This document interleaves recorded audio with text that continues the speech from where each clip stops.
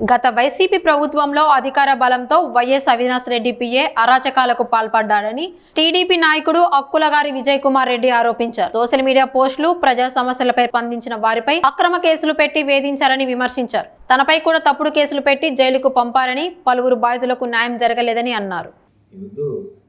ఈ press meeting రావడానికి గత 5 సంవత్సరాలు అంటే తెలుగుదేశం ప్రభుత్వం రాకముందు వైకాపా గవర్నమెంట్ చలామణి అయ్యే సమయంలో పులివెందులలో పోలీస్ స్టేషన్ యొక్క పనితీరు, అక్కడ ఉన్నటువంటి ఆఫీసర్స్ యొక్క పనితీరు ఏ విధంగా ఉండిందంటే, నాలాంటి వ్యక్తులు, ఇంకా నాకన్నా ఇంకా చిన్నపాటి కార్యకర్తలు, ఇంకా నాకన్నా పెద్ద స్థాయి నాయకులు ఎవరైనా ప్రభుత్వంపై పోరాటం చేసి సోషల్ మీడియా కావచ్చు, లేకపోతే అధికారం మీద చేసే ప్రయత్నాలు కావచ్చు, వేలెత్తి చూపించిన సందర్భంలో అధికారులను అడ్డపెట్టుకొని వైకాపా పార్టీ నాయకులు చేసిన ఆగడాలు అందరికీ తెలిసిన విషయమే. 2020లో గోపీనాథ్ రెడ్డి గారు ఎస్ఐగా ఉన్నప్పుడు, అలాగే భాస్కర్ రెడ్డి గారు అంటే ఇప్పుడు శ్రీరామ్ సిఐ గారు ఉన్నటువంటి అదే కుర్చీలో భాస్కర్ రెడ్డి గారు ఉన్నారు. ఒక చిన్న పోస్ట్ బీసీలకు జరుగుతున్న అన్యాయంపై, బలిజలకు జరుగుతున్న అన్యాయంపై ప్రభుత్వాన్ని నేను వేలెత్తి చూపిస్తే దాని 2 కులాల మధ్య చిచ్చు పెడుతున్నామని చెప్పేసి చాలా చిన్న స్టేషన్ బెయిల్ ఇచ్చే సందర్భం, కౌన్సిలింగ్ ఇచ్చి పంపించే సందర్భాన్ని దాని విపరీతమైన వైలెన్స్, క్రిమినల్ మెంటాలిటీతో ఆ ఎస్ఐసిఐ నన్ను ఏ స్థాయిలో నన్ను దాడికి గురి చేసి విపరీతంగా కొట్టి నన్ను 4-5 రోజులు మానసికంగా వేధించి, అదేవిధంగా నేను రిమాండ్ పోవడం మీ విలేకరులందరూ తెలిసిన విషయమే, రాష్ట్ర వ్యాప్తంగా కూడా. అదేవిధంగా ఆ సందర్భంలో ఏ నాయకుడు మోటివేషన్ చేసి నన్ను కొట్టిన విధానాన్ని వీడియో కాల్స్లో చూసి ఆనందపరిచిన విషయము అందరికీ తెలిసిన విషయమే. అలా ఎన్నో కేసులు తదుపరి జరిగిన విషయం సందర్భంగా ఎన్నికలు ఇంకా 2024లో వస్తున్నాయన్న సందర్భంలో ఇదే తిమోతి సారు, ఇదే మధుసూదన్ రెడ్డి గారి ప్లేసుల్లో ఉన్నటువంటి అరుణ్ రెడ్డి ఎస్ఐ గారు, అలాగే ఇదే సిఐ శ్రీరామ్ గారి ప్లేస్లో ఉన్నటువంటి శంకరెడ్డి గారు ప్రస్తుతం వేముల, ఆర్కే వ్యాలీ, చక్రాపేటకు సిఐగా ఉన్నారు. ఆ సందర్భంలో కూడా నేను వేరే వారికి, నా బంధువు సమీపంలో ఉన్నటువంటి కొంతమందికి డబ్బులు రైల్వేలో ఉద్యోగం ఇప్పిస్తామని చెప్పి మోసం చేస్తే వారిని గౌరవప్రదంగా తీసుకొచ్చి ఆ డబ్బులు ఇవ్వకపోయినా పర్వాలేదు, సంవత్సరం తర్వాత అయినా కూడా డబ్బులు ఇవ్వండి అని బాండ్లు రాపించుకుంటే, ఇదే ఎంపీ అవినాష్ రెడ్డి గారి యొక్క వ్యక్తిగత పిఏ శంకరెడ్డి సార్నో లేకపోతే డిపార్ట్మెంటునో అరుణ్ రెడ్డినో ఇలాంటి వ్యక్తులను గట్టిగా ప్రెజర్ చేసి, ఆ రోజు బాధితులే కదా రైల్వేలో ఉద్యోగం ఇప్పిస్తా అని చెప్పి మోసం చేసిన వ్యక్తిని డబ్బులు ఇప్పించమని చెప్పి మన పెద్ద తరహాలో ఇప్పుడు మీరు చేసిన పనే కదా నేను చేసింది, మళ్ళీ ఆ వద్దు నా మీద కేసు కట్టించి, కిడ్నాప్ కేసు కట్టించి 40 రోజులు నేను లోపల ఉండాల్సిన పరిస్థితి వచ్చింది. ఈరోజు పులివెందులలో మహబూబ్ బాషా మాజీ పట్టణాధ్యక్షుడు, ప్రస్తుతం ఉర్దూ అకాడమీ డైరెక్టర్గా ఉన్నారు. ఆయన స్థలానికి సంబంధించిన కొంతమంది వ్యక్తులు,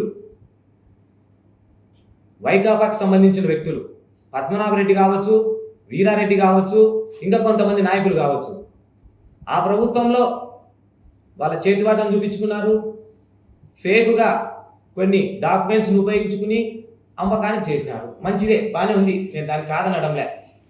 కానీ మీరు ఎక్కడో ప్రభుత్వ స్థలంలో చూపించుకొని చేతివాటం చేసి ఉండింటే దాన్ని ఎవరు ప్రశ్నించే వాళ్ళు కాదు. అది ప్రభుత్వము, ఆ అధికారులు ఏదో చేసుకునేవాళ్ళు.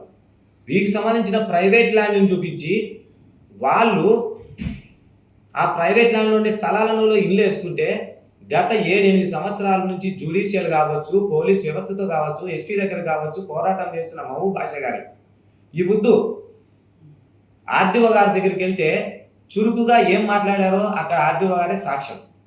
అంటే ఆ రోజు నేను కిడ్నాప్ కేసులో పెట్టించినటువంటి రాఘవరెడ్డి ఆ వద్దు బాధ్యులకు న్యాయం చేసే విధంగా నేను వెళ్తే ఆ వద్దు నాది న్యాయం కాదా? అంటే నువ్వు ఈ వద్దు వచ్చి బాధితుల మీద నువ్వు ఆర్డీఓ గారి కాడికి వచ్చి నువ్వు కూర్చొని మాట్లాడితే ఇది నీది న్యాయమా? అంటే మేము చేసే వ్యభిచారము, నువ్వు చేసే సంసారమా? ఏం రాఘవరెడ్డి, నువ్వు ఎంతమందికి టీకేటీలు ఇప్పించినావు నీ వ్యక్తిగత వ్యక్తులకు మాకు తెలీదా? నీ అంబకపల్లెలో నాగరాజు మర్డర్ కేసులో నువ్వు కీలక వ్యక్తివి. నువ్వు మా తెలుగుదేశం కార్యకర్త, సిన్సియర్గా చురుకుగా ఉన్నటువంటి ఎదిగే నాయకుడు, ఈరోజు తన తండ్రి పోలీస్ స్టేషన్లో తిరుగుతూ ఉంటే న్యాయం చేయమని కళ్ళకు నీళ్ళు వచ్చే సందర్భం ఇది. ఏ విధంగా నీ యొక్క ప్రమేయంతో రాఘవరెడ్డి నువ్వు నాగరాజును చంపించావు? ఏం నీ చరిత్ర నాకు తెలియదా? నువ్వు ఈరోజు వచ్చి పులివెందుల అర్బన్ పోలీస్ స్టేషన్లో ఏ విధంగా ఒక సిఐ అధికారి దగ్గర కూర్చొని న్యాయం గురించి మాట్లాడే అర్హత నీకుందా? నేను ప్రశ్నిస్తున్నా. ఇదే వైకాపా గవర్నమెంట్లో తెలుగుదేశం పార్టీ కార్యకర్త కానీ నాయకుడు కానీ పోలీస్ స్టేషన్కు పోయేటువంటి దుస్థితి ఉండిందే. నేను ఈ ముద్దు మా నాయకులైనా సరే, మా అధినేతలైనా సరే, మా యువనేతలైనా సరే, జిల్లా అధికారినైనా సరే, జిల్లా అధినేతలైనా ప్రశ్నిస్తానా?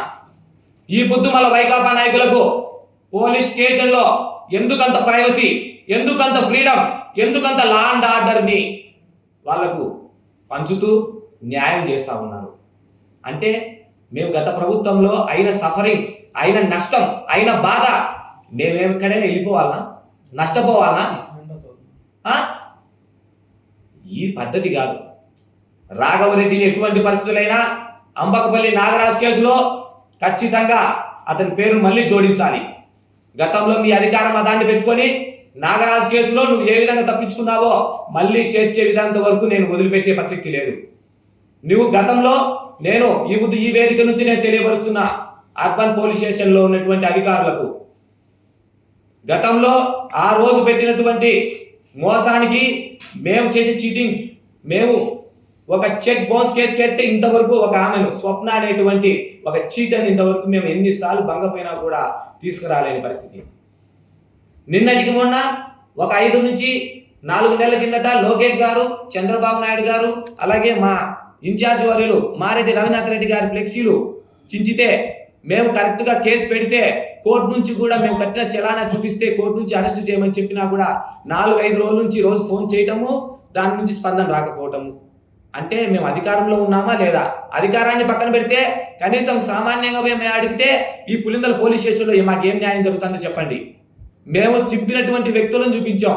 ఇలాంటి చీప్ ట్రిక్స్ చేసేటువంటి దాని వెనక రాఘవరెడ్డి హస్తం ఉంది కాబట్టే 2 వీలర్లో తిరుగుతున్నటువంటి రాఘవ యూత్ బండ్లో తిరుగుతా తన తప్పు ఉంది కాబట్టి చిన్న పిల్లలకు మందు, చిన్న పిల్లలకు మద్య మాంసాలు అలవాటు చేయించి రెచ్చగొట్టి తెలుగుదేశం పార్టీ నేతలపై, కార్యకర్తలపై దాడి చేయించడంలో సిద్ధహస్తుడు రాఘవరెడ్డి. అలాంటి రాఘవరెడ్డి ఈరోజు ఫ్లెక్సీలు చించాడు, కేసులు పెట్టించాడు. గతంలో ఈ ముద్దు అతన్ని కూర్చోబెట్టుకొని పోలీస్ స్టేషన్లో ఏ విధంగా అతన్ని కూర్చోబెడతారని చెప్పేసి కూడా నేను తెలియజేస్తాను. అతన్ని ఖచ్చితంగా అంబకపల్లి నాగరాజ్ కేసులో మళ్ళీ విచారించి మళ్ళీ అతని పేరు జోడించి అతన్ని ఖచ్చితంగా రిమాండ్ పంపించి శిక్ష వేయాలని చెప్పి కూడా నేను కోరుకుంటా ఉన్నా. ఈ ముద్దు శ్రీరామ్ సిఐ గారి వల్ల పులివెందులలో కొన్ని ప్రాంతాల్లో శాంతి భద్రత నెలకొన్నాయి. మాకు సంతోషంగానే ఉంది. కాకపోతే ఇలాంటి కూలికోర్లను, ఇలాంటి చీటింగ్ వ్యవస్థలో నడిపించే ఒక బూటకపు నాయకుల్ని, వైకాపాలో ఉన్నటువంటి రాఘవరెడ్డి లాంటి వ్యక్తుల్ని పోలీస్ స్టేషన్లో రాణించడం అనేది మాకు చాలా బాధాకరంగా ఉంది. కాబట్టి ఇలాంటి వ్యక్తులను పోలీస్ స్టేషన్కి రానియకుండా రాబోయే రోజుల్లో ఇలాంటి వ్యక్తుల యొక్క ఆగడాలు చేరాలంటే గతంలో చేసినటువంటి కేసులు మళ్ళీ ఖచ్చితంగా ఇన్వెస్టిగేషన్ చేసి అతని లోపల వేయించాల్సివలసిందిగా కోరుతున్నాను.